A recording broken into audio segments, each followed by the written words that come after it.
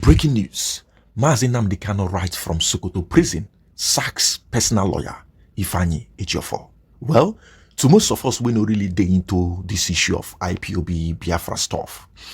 I know that this news is actually going to be a very shock one for you. I mean, most of us actually thought that Ifeanyi Ejiofor had no business with the IPOB leader and the IPOB struggle. Not until today. Today we are going to break down, explain. We are going to read out what Nnamdi Kanu wrote from Sokoto prison. And in response, what Ejiofor had to actually reboot with. Before we proceed, let's ask Ifeanyi Ejiofor this particular question.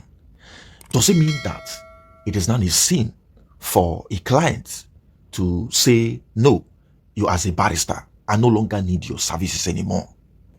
Because the blackmail we've been seeing, the blackmail from series of blackmails we've actually witnessed or seen from the end of Ifeanyi Ejiofor doesn't, to me, speak professional at all. I mean, if as a lawyer you are not as guilty as charged, because before a client will be like, oh yeah, I don't need your services anymore, something must trigger that.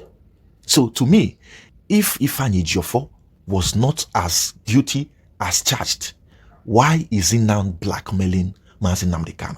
Two things. Is either that Ifeanyi Ejiofor has been compromised. I mean, he has been out of the lane, out of directive of Nnamdi Kanu, his own client, because of course Nnamdi Kanu had a very limited access to a whole lot of people when he was still with the DSS.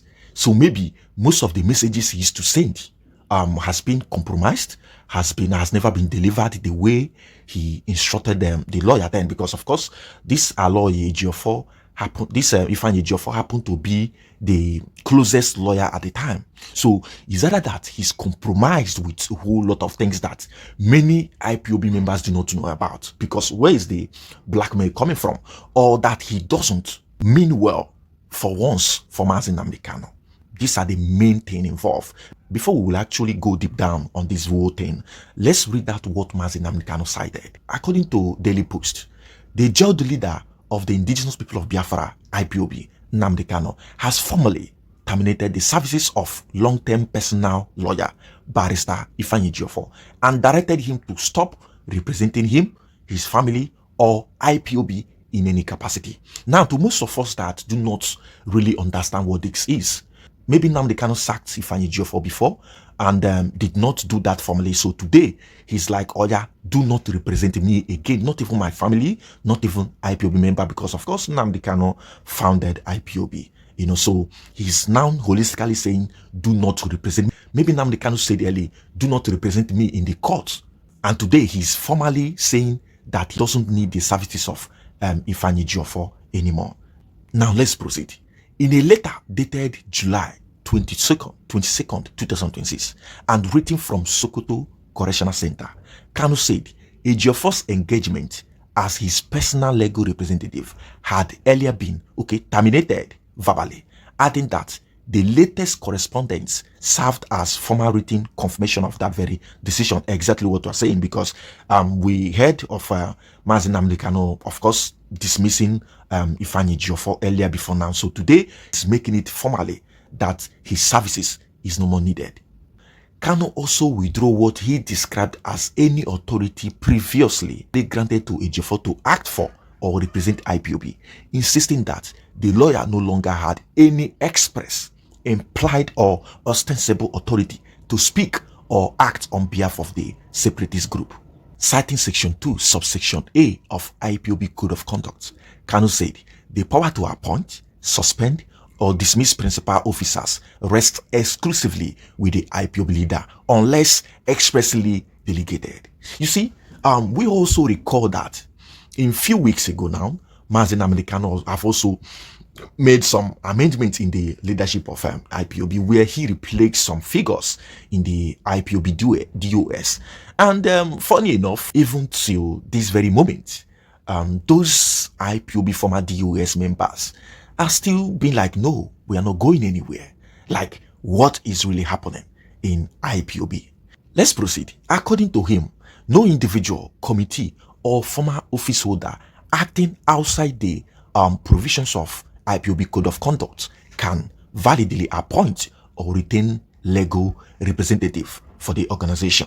He therefore maintained that any supported mandate or authority claimed by Ejiofor to represent IPOB was no longer recognized.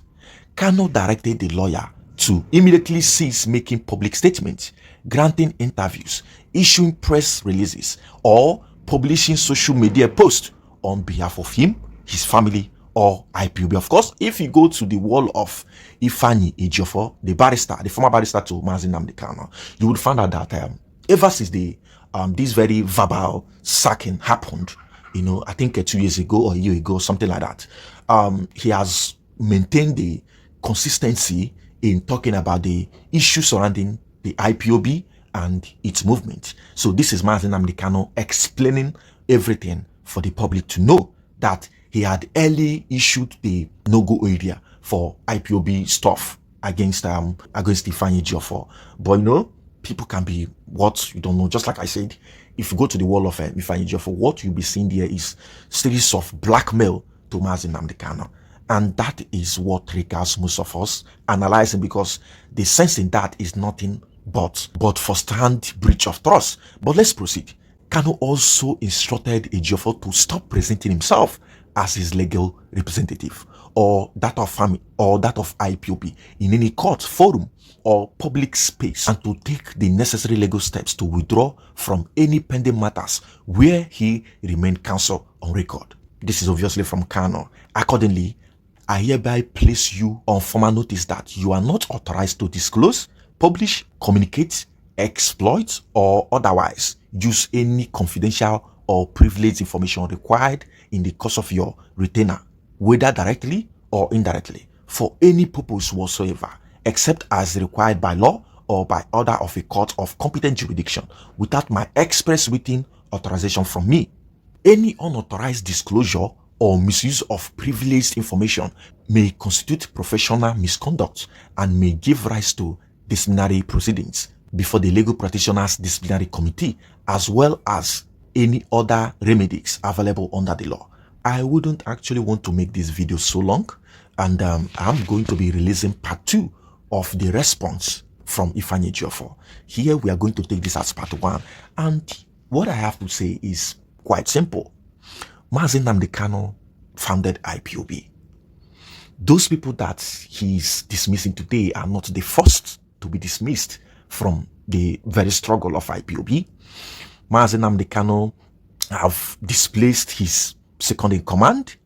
He fired a whole lot of people, legal practitioners that have actually worked with him. So why is this one particularly different?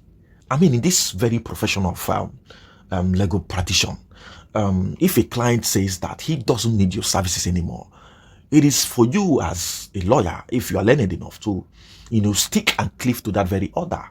It was the same client that brought you in that can still fire you. And substantiating this very particular authority from Nnamdi Kanu, the code of conduct of IPOB was to also restrain you from, making any further move. So the question still remains: why has Ifeanyi Ejiofor continued to talk about or delve into the affairs of IPOB and Nnamdi Kanu, since Nnamdi Kanu have asked him to step down and restrain from talking about him and his family? So this is Nnamdi Kanu making it clear that he doesn't want that again to happen. This is a formal address to Ifeanyi Ejiofor that he should, rest his shoulder on the matter of Nnamdi Kanu. So what do you think about this very particular video? And of course, subscribe to this very channel, because in our next video, we are going to be dropping the part 2.